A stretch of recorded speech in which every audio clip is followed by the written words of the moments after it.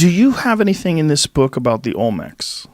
No, not really. I mentioned them briefly. I explored the Olmec mystery in considerable depth. Could you explain that to people that maybe in Fingerprints of the Gods? Yes. So it's considered to be the earliest high culture of Central America. Everybody's heard about the Aztecs. Everybody's heard about the Maya.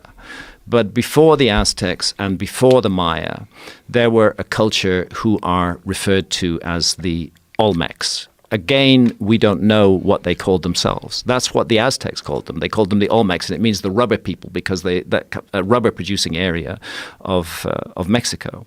They worked in giant megalithic constructions. What they're most famous for is these huge carved human heads, which can be on a scale of up to 20 to 25 tons in weight, and which have curious features which have been interpreted variously as Polynesian, African, don't look like classic Native American features. Keep that up. But one of the things I've realized is that there is no classic Native American feature. That Native Americans are have a very complex genetic story with very many different elements brought into it, and we shouldn't be necessarily surprised by the supposedly non-Native American look of these Olmec heads. What do we think those helmets were that they were wearing?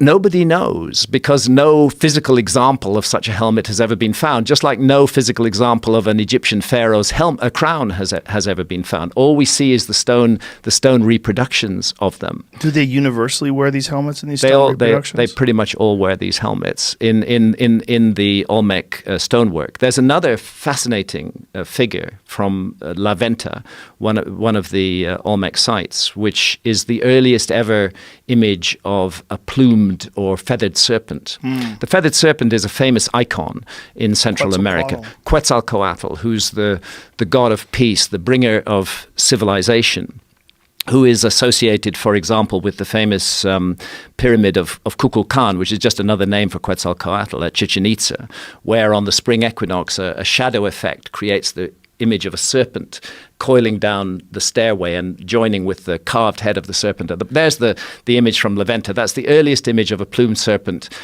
in the Americas. And sitting in the middle of it, and I made a big deal out of this because I think it is a big deal in Magicians of the Gods, sitting in the middle of it is this human figure who's holding this strange bag in his hand. And it's just a fact that those identical bags are found in ancient Sumer in the hands of individuals who were considered to be civilization bringers, and they also show up on Pillar 43 at Göbekli Tepe. I call them man bags. And in that case, at Göbekli Tepe, we know they're at least 11,600 years old. So I wonder if we're looking at a sort of badge of office of a group of civilizers who traveled around the world trying to bring back to life a lost. When I interrupted you to talk about Quetzalcoatl, what were you about to say? I can't remember. Oh. I'm in California. I've been smoking lots of dope, you know.